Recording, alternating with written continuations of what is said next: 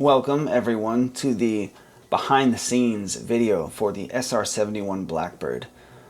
I'm your host, Jake O'Neill, creator of Animagraphs. From the last behind the scenes video I did want to answer a few of the common comments I was getting. First of all, this is my day job. I've been doing this full time since 2021. Even though my release schedule is really long, the videos themselves are evergreen educational content, so they get a lot of views. So it's not the same as episodic like podcast, weekly style channels, but I still make a fair living off of this, comparable to a channel of similar size. But I don't take sponsorships, at least I haven't, because they haven't made sense. Because the content, it just seems like it wouldn't be a good fit for this kind of content.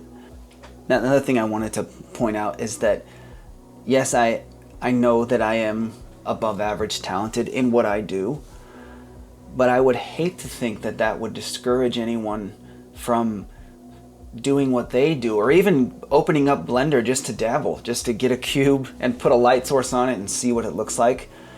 Because I personally know the feeling of seeing someone doing something really well and feeling discouraged upon seeing that. So please don't do that with my work. Just allow me to warmly invite you to start exactly where you are and go from there. Also, specifically on this video, the behind the scenes videos, I want to extend the invitation to comment. I'm sort of a crusty old internet user when it comes to this, and I didn't comment on YouTube for a lot of years. I just wouldn't interact with stuff like this. But I read the comments on all my videos, but on the behind the scenes videos, I read them even more. Go ahead and comment, chat with people, bring stuff up, be civil. I know that's difficult on YouTube. The rage is always boiling just beneath the surface, but I want to invite you to comment on this video and tell me how you feel about the work and how you feel seeing the behind the scenes, and let's just chat. Let's get in there. Let's do it. As with every project, we start with the research. So let's have a look. One of the big questions I kept getting on the video is, shouldn't this be classified information? And no. So all the stuff that I find is what's been declassified or what's available online. The first thing I found in my treasure trove of PDFs is this expanded flight manual here. So yeah, this thing starts out with a nice introduction. You can already see it's showing you the technical objective camera, what that looks like. This manual is awesome. It goes through all the flight procedures and every system, all the equipment. What was that? Yeah, that's where, go. This is where the equipment is located, in the bays, different nose installed there. So yeah, and then as you get down into the original flight manual, you can see, oh yeah. Oh, I spent much time with this. This is it's every button in the cockpit. So this is one of the things that I found, and that got me pretty close with a lot of the systems. I end up having to scrounge up photos from wherever I can find them. For example, the airframe would be harder to find because no one's going to be taking just photos of the airframe, and at the time they were building it, those would be classified. So that's one thing you just know you're not going to find in a photo. But so there's crash photos here, but as I look down inside of here, right in here, I start to see the details I would be looking for. And what you're seeing me do right now is what I spend 2 to 3 months doing when I make these. Looking deep into these photos for clues of how something attaches, when I need to know it. You can see here the zigzag pattern at the edge for the composite material. There's a lot of detail in this photo that for a researcher, you might not otherwise notice how much detail is in this photo. There's a picture of the airframe, super rare though. More crash photos, unfortunately, but things like the bypass and the suck-in doors, the blow-in doors at the back, those things are hard to see in just a blueprint photo. So, oh, this is, I see this and my eyes just light up because I know what I couldn't find and what I'd be looking for. Oh, so good. The airframe has corrugations in it, you can see here. So not only does the outside have these zigzags to stretch, but the airframe is made to stretch too. Everything stretches several inches when at speed. It's incredible. This thing is more organic than it would let on to be. I'll just look at a few of these just to give you an idea of what I go through when I'm making these. Here's the cockpits, all of my folders there. Yeah. These are, oh man, glorious. Yeah. The stick from YouTube videos. If I need detail there, take screenshots from YouTube videos. One of the things that sort of saved parts of this project, I found something called the SR-71 Handbook as an ebook that I bought from Google. This book right here saved my bacon on some of the parts of this plane, because the flight manual has a lot of stuff, but it doesn't have some of the under the skin equipment, and that is what this book had a ton of. So let's look at a few pages here.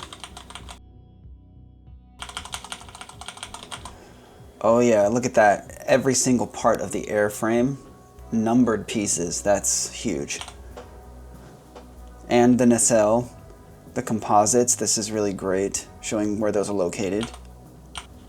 This is the SR-71B, so the instructional model of the airplane. They would have an instructor sit in the rear cockpit, and you can see it's got a separate windshield back there. So that's pretty cool, a different version of the plane. I know a lot more than I can even share in the hour-long video because of what I have to do to get to know the plane to the degree that I can explain it and simplify it. I have to have the big picture, so I know a lot of details. I've been through every page of these PDFs, for sure, down to every detail.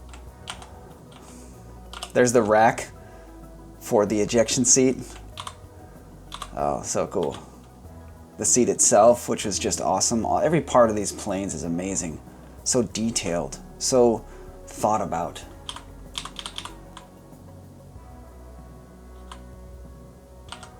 And then we're getting into the J58 jet engines. The images I had for this were kind of crusty. Let me show you. The drawings were like photocopies of photocopies, and they're not the best quality. This is from a different engine. It's just for an example of the afterburner exhaust nozzle. So if I can't find the exact one in the detail I need, I have to start borrowing parts from relevant engines of the era. I always have to do that. So these are different engines of the era. J52.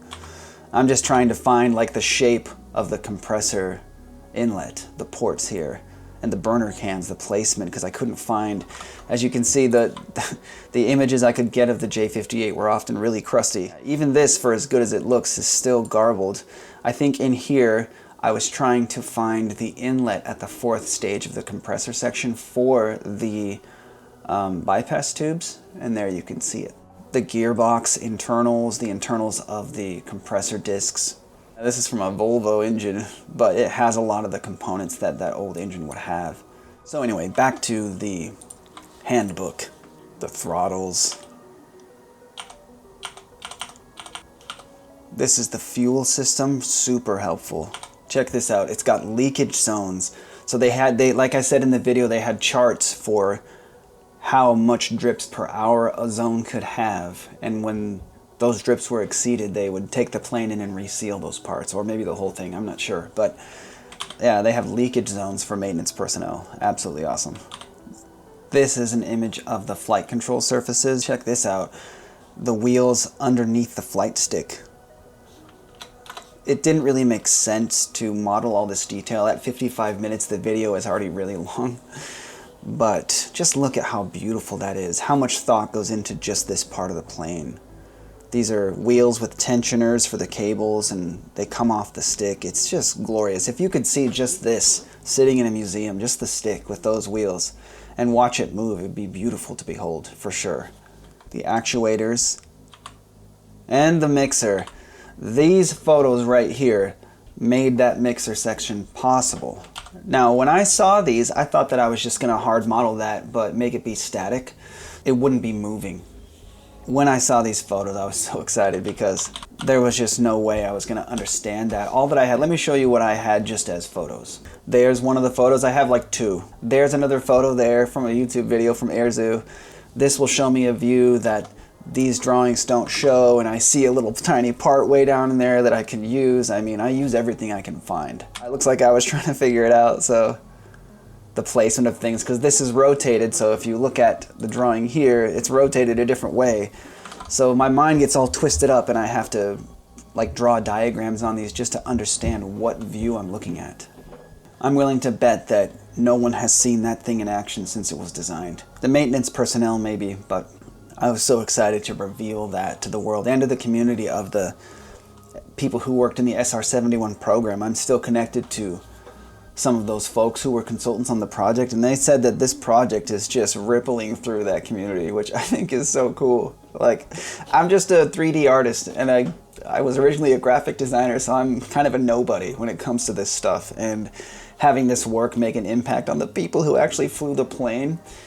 My contact said that they were calling each other up and just talking about the plane again after not having spoken in a long time. And he said that he was just getting feedback from all different places of people in the program who saw the video. So that feels pretty amazing to be part of that. So anyway, it goes on. This handbook is awesome. There's one of the batteries. I didn't model those, or I just made a really simple representation. This is from a different plane that was like a predecessor to the SR-71, I believe, because it didn't have that kind of radar in the nose. The radar jammer. Here's a picture of the nose, a cross-section of the nose detached. Look at that. That's amazing. Here's the ELINT, or radar recording. Some of these things are still classified, especially the defensive systems. The panel in the RSO section in the cockpit was not in any of the books, and some of this equipment as well is still classified. And this is where I got my visual for the equipment at the end of the video. It looks exactly like this because this is just a really good source. So the radar recording, the technical objective cameras, what they can see, signal collection, and the objective bar camera, the pitot mast. Once I have these images and drawings, I'll be assembling a huge research doc. So these are excerpts and snippets from sites and forums and their stories, transcripts from YouTube videos. Everything goes in here. This is probably 20 to 30 pages. Yeah. Just learning how the thing works, right? I have to learn how everything works. To do anything, to model it, to animate it, to describe it, everything. With all these things assembled, the research, then I move into modeling the actual plane. I do purchase the exterior of these planes with the paint job on it. This model did have a nice quality to it, so I kept that. Oftentimes they'll be exported from CAD style software, so they're not ready for a mesh style modeler like this is, where it's based on a like a net of points that you use to define just the exterior of the object. Something that I do with every body shape, like if it was a car or an airplane, I have to build blanks of the object that I can use to weld the points to so they don't get out of alignment when I'm cutting holes in the mesh. Let me show you what I mean, because this is something that beginning 3D artists are guaranteed to mess up the first time they attempt to do a curvy, like organic shape that is still a hard surface. Let me open an example of a model that has all these mistakes in it. Before we get into this, I want to point out that this is not to tear someone down. It's constructive learning that we can all do together. But this model is an example of sort of an amateurish approach. You can see that as we get close to this, and I've turned on like a shiny viewport style so that you can really see the problems with this model.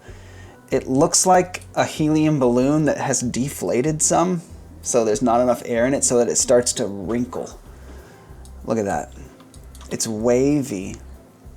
It looks like the car was in a wreck or something and they tried to straighten it out.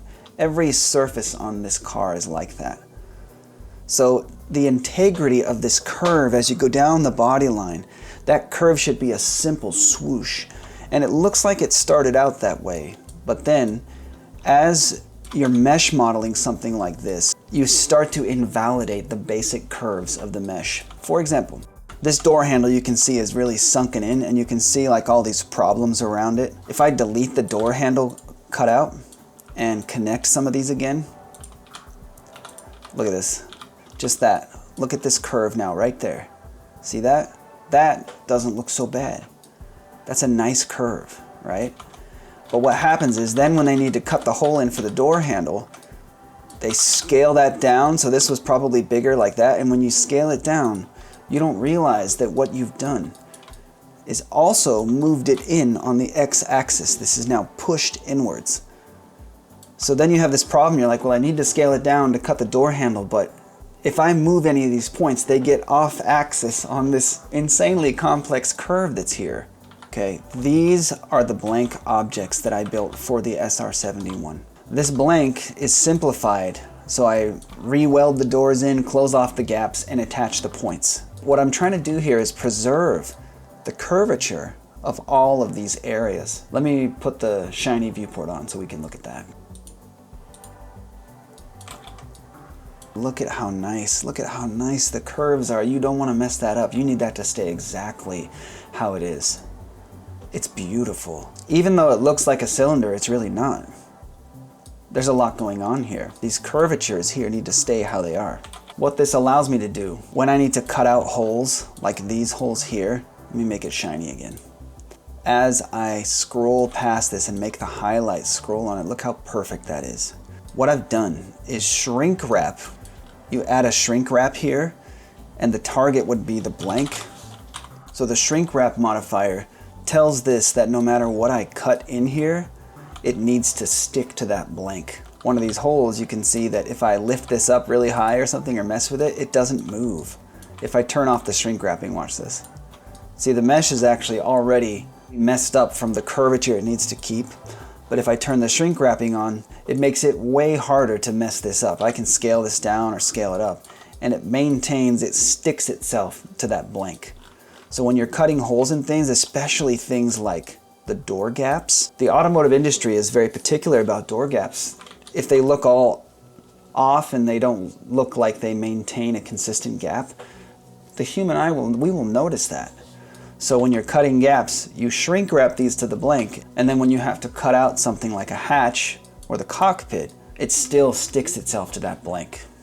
When beginning modeling, I have to load in all of my images that I find, and this is a huge mess. Let's see. Oh man, there's the top. Let's see if I can find the side. Yeah. This came from the YF-12. It's got missiles in it. But it doesn't matter, it'll help me get there. I load all the reference images into Blender so that I can see what this thing looks like as I'm modeling. And I load everything I can find. One drawing might not show these ports here and another one does, so I just have to take them all together. Cross sections going back. I have images for the fuel system from the top down and the side. Oh yeah. Yep. I modeled all these pipes in the fuel system even though I didn't say anything about them in the video. The cockpit, I guess I was modeling the stick there. Here's the whole thing. After a couple of months of work, I get this. There you have it. There's the wireframe for everything I built. Pretty cool. Man, it makes me want to like incorporate this effect into a video.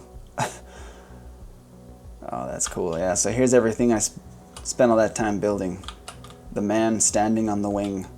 People ask why I had that guy standing on the wing. I find that it brings people into the video if they can see how big things are and what they would feel like standing there. And I made sure that you can actually walk on that part of the wing. That is a place where maintenance personnel can walk. I was able to find a model of the cockpit. All the gauges were wrong, or they were just repeated or lazily put in there. No one ever needs the kind of accuracy I need to make this work. So they'll say it's a model of the cockpit, and I'll spend $100, $200 or something to buy this quality model, right? And when I get in there, nothing is right, because no one needs the kind of specificity I need. So with modeling, that's when I start to make my materials too. You unwrap these objects like gift wrapping so that you can apply flat image textures to it. I got a lot of these gauges from photos online or from the manuals. Photoshop is what I use to cut out images and to clean them up. Like in the face heat, for example, you can see it's kind of messy because I'm flying through these just trying to do this insane workload. I don't always have time to clean it all up, so I don't. Yeah, I'm a perfectionist, but only to a point, and then I just let it go. It's got to get done, you know? So these are from photos, but these ones that I had to redraw, I do that in Illustrator because that's a better program for making shapes. little objects and text thingies. So these are all the things that I had to redraw, and these are the ones that I could cut out of photos. Another really cool thing for this video was the opening shot, the world texture at 80,000 feet. I looked at a bunch of photos to make sure this looks right, because it really bothers me in 3D modeling when things look fake.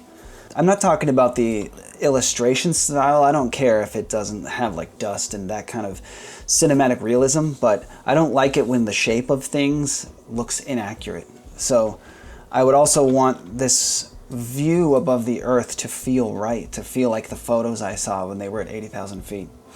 One of the things that commenters notice is that the horizon is perfectly flat. That's just a limitation of environment textures in Blender. I thought it was funny that I caught the attention of the flat earthers out there. I didn't mean to. I'm not advocating for anything here. I just couldn't make that curved downwards and have the view rotate like this. It's not possible to do that and have it be at the horizon in the software. This material for the world texture I also made myself because it had to be high resolution. Back in Photoshop, it's just a huge image file. The clouds came from NASA, I believe, a NASA cloud satellite imagery. And the land underneath that is just a repeated thing that I found from another satellite image because it didn't need to be specific. And then I put the horizon gradient and the little stars. I think I must have, okay, let me turn those on. There you go. And the little stars in here, I made those. This shot with the music and everything playing, oh, I just wanted, I think I really captured how I wanted that to feel. Just the feeling of floating there in the silence above the Earth. You know, that in the beginning and the end. So that material is cool, and then you apply that in Blender to the world. So I have set up a slider in my animation window so that I can fade out this scene. If I run this up, you can see it fades to that gray, sort of more, it's better for demonstration purposes. So I have a little animation control that I made here. The materials are what make things look like what they are. So if it's metallic or rubbery, plasticky, whatever the item should look and feel like. But materials also handle transparency. And Blender has these folders on the side here called collections that organize your file for you.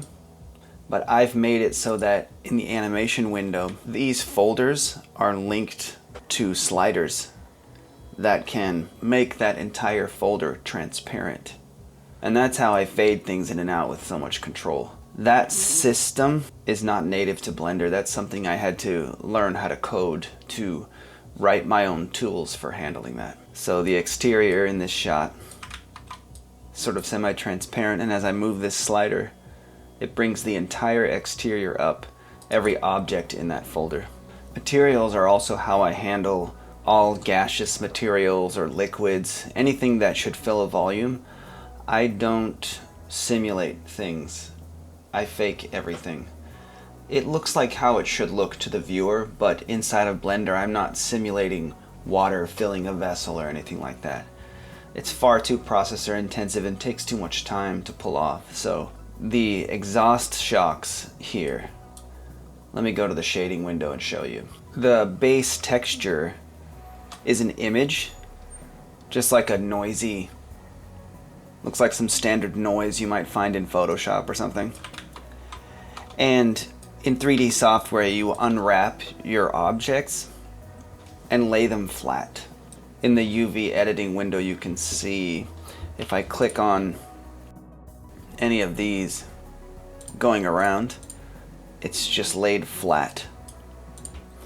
And what that enables is to pass a flat texture along any object in Blender and to tell it how you want it to travel down an object. So that's how I do everything. So in the shading window, if I animate a few frames, yeah, it's a little choppy because there's so much showing on the screen, but the image is just moving along the mesh points. And then I process that image as it goes through these nodes. There's a gradient for the coloration.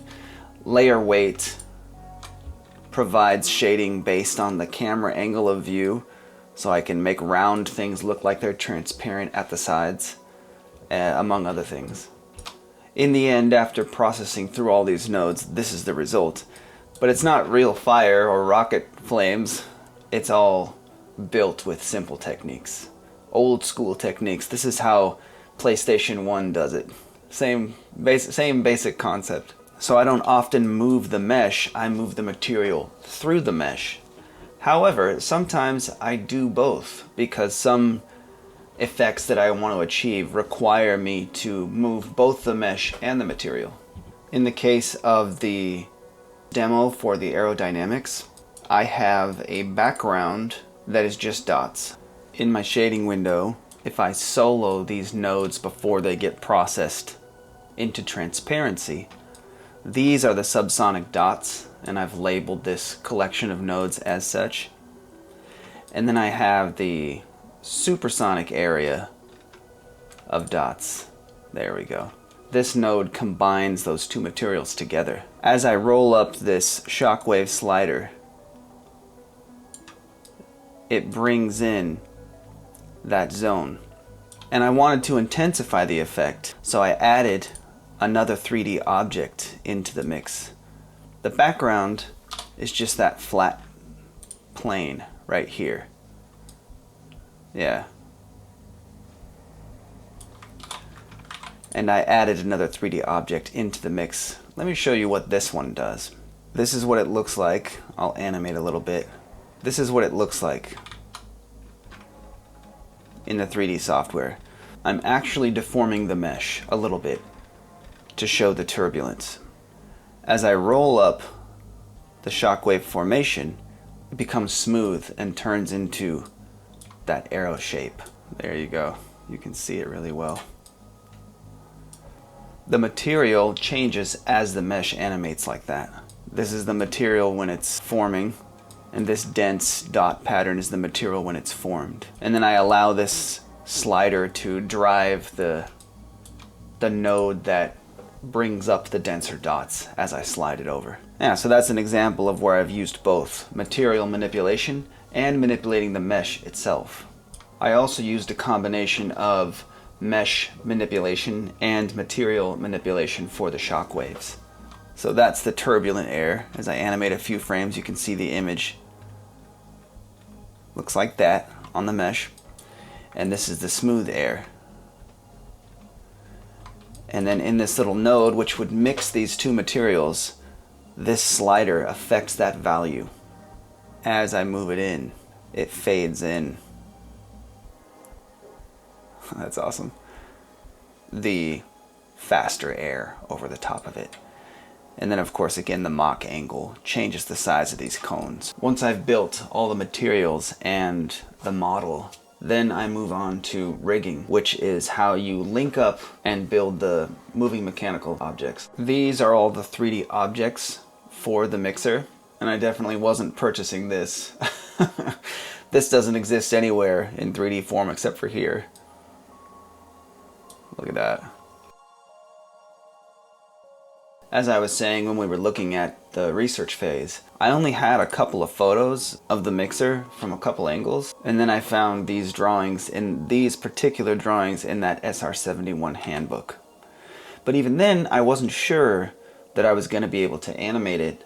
I thought I might just model it as best I could and then say, you know, this thing blends the flight inputs but not show it moving.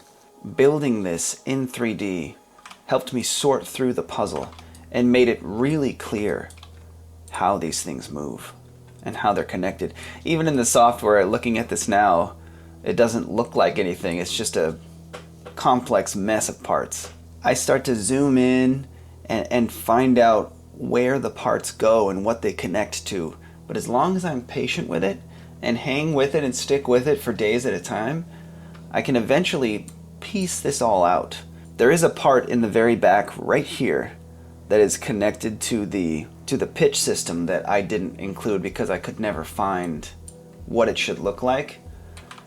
But the fundamental function is still there. To make them link up and move how they should, you use armatures. This is my armature for the mixer. And armatures have bones. The bones have properties I can apply to them to tell them to link together and move as a chain, or to rotate a certain way together, and that's how you get your complex movements. What I've also done to make things easier for me as I'm doing these projects, if I roll up or down the roll quadrant, all of the bones that I have created are linked to this one slider. So when I'm animating this and playing Mr. Director, I don't have to think about how this thing should animate, which would cause my brain to just lock up. When I get to animating and the camera moves, this needs to be easy for me to understand, so I don't have to think about that part of the project anymore. So the bones for the pitch quadrant as well. And watch this, let me solo just the armature. There's the pitch quadrant and the roll quadrant. It looks awesome as just the bones. I also had to be able to add in the trim system. So I move the roll trim, and then I can move the roll quadrant. Yeah, and the roll trim adds the adjustment on top of that in the system. I can also change the bones so they display as sticks instead of those other shapes, so that it's easier to see what's underneath them. There's the pitch again, and roll. And I also used materials again to colorize these systems, and I have a slider for that. So if I roll that slider up or down, it'll colorize these parts. And I made it so I could isolate the cables and where they attach to the wheels, so that as I'm animating through here later, all of that is handled by these sliders on the side of the animation window, and it makes it easier for me to come in and get the result I want when I'm directing the final video. Check this out.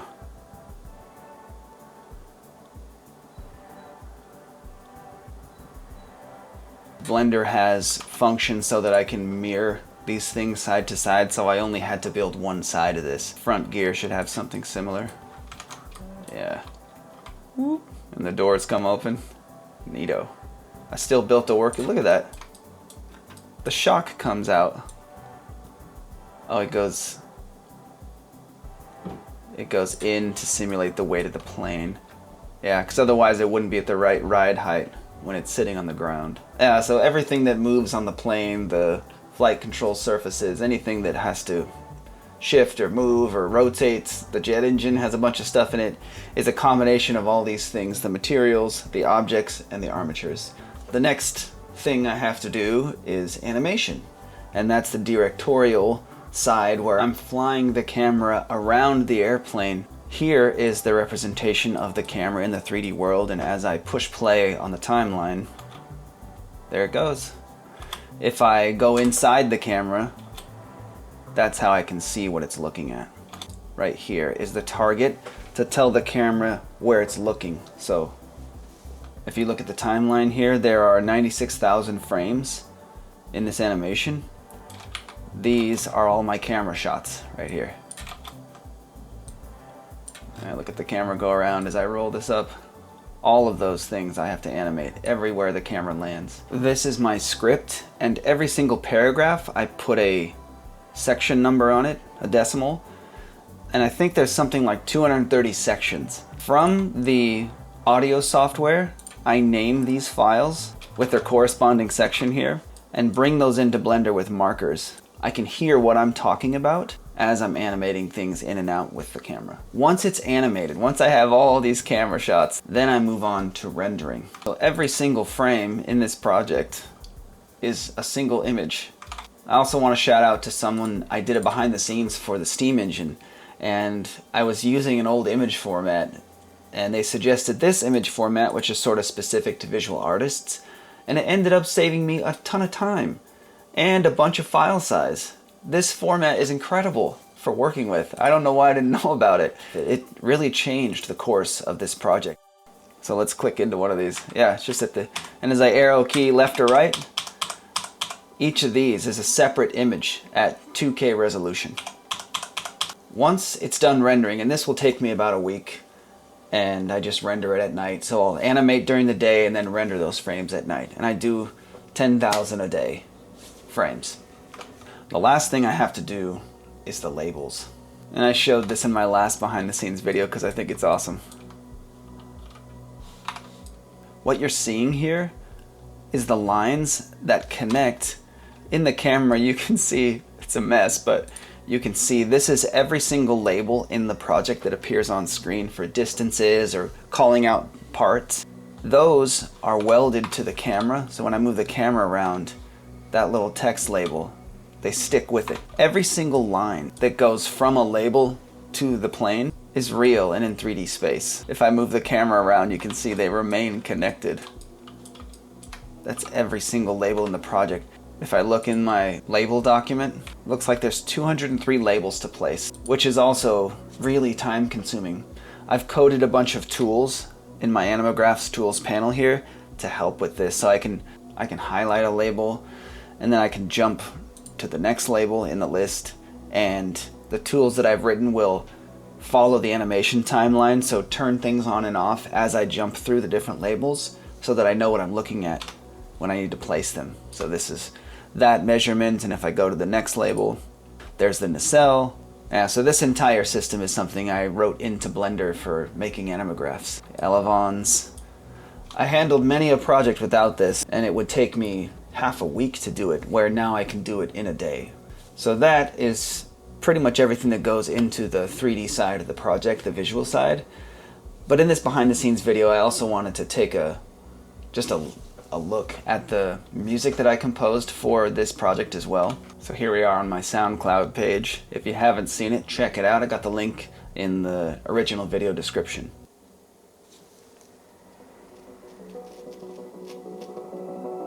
Yeah, so I wanted this to sound, if you've seen that first Man, they had the sound of old school synthesizers in there. And I wanted this to feel like that, the 1960s, 70s, early synthesizer. And I feel like it gives you that spaciousness. Just that unbelievable feeling of being above it all. As you can see from my little thumbnail here, I wanted it to feel just like the horizon looks, if that makes sense. It's a very artsy thing to say, but the horizon line from such a viewpoint, and even like early in the morning, I wanted the music to feel like that looks to me when I see that. When I'm up early camping or something and you see just that early sunrise. Yeah. With a heartbeat. I put that in a lot of my music. Not because I always want it to sound the same, but because I'm applying these soundtracks to the concepts I cover, which are usually some intense engineering thing. The steam train music was quite a bit different than this. But there's the intro, that feeling. Boom, boom, boom, boom. You know, you're on a mission, but it's wondrous and unbelievable. You can't believe what you're seeing. So there's the intro theme. And I think I finally figured out how to make music work in my videos, because I fade this down slowly so that in the center of this 55-minute long experience, this section in the middle is a lot quieter in the video. On the SoundCloud, you can hear the original levels, but in the video, I make it really quiet in the center because it fatigues you if I don't turn it down. But in the beginning, I really can make it loud, and I want to grab people, and that seems to work. Yeah, so cool. And then in the middle here, and at the end, I wanted it to sound like Top Gun. Like, I wanted to bring back that awesome 1980s heroic feel to jets in general. So, yeah. When I do the outro, on the video I looked at the most replayed. They have a graph down near the play button. You can search for the most replayed parts of the video, and people are watching the intro and the outro at the end, which I love to see that because I wanted to make them memorable. The music and the view together, I wanted to make it really special. It didn't have to be related to the engineering subject at that point. I wanted it to feel really cinematic and just artsy, kind of. So, yeah. The way things felt as a kid, jets in the 80s when I was born, these things were just larger than life. So that's what these themes are meant to do.